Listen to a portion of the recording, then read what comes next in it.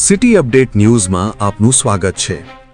સુરત શહેરના સચિન પોલીસ દ્વારા CCTV camera લગાવવાના જાહેરનામાના ભંગ મામલે કાર્યવાહી કરવામાં આવી છે। પોલીસ કમિશનર દ્વારા જાહેર રોડ ઉપર આવન-જાવનનું રેકોર્ડિંગ થાય તે રીતે સોસાયટી, દુકાનો અને ઔદ્યોગિક એકમોમાં સીસીટીવી લગાવવાનો આદેશ આપવામાં આવ્યો હતો। આ જાહેરનામાનું પાલન ન કરતા કુલ 5 રૂમના માલિકો અને સંચાલકો સામે સચિન પોલીસે કાયદેસરની કાર્યવાહી હાથ ધરી છે। પોલીસે નાગરિકોને જાહેરનામાનું પાલન કરવા અને સુરક્ષા વ્યવસ્થા મજબૂત બનાવવા સહકાર આપવા અપીલ કરી છે। City update news Sufiyan Mulla, જોડાયેલા રહો, કારણ કે હવે શહેર નહીં સમગ્ર દેશ કહેશે।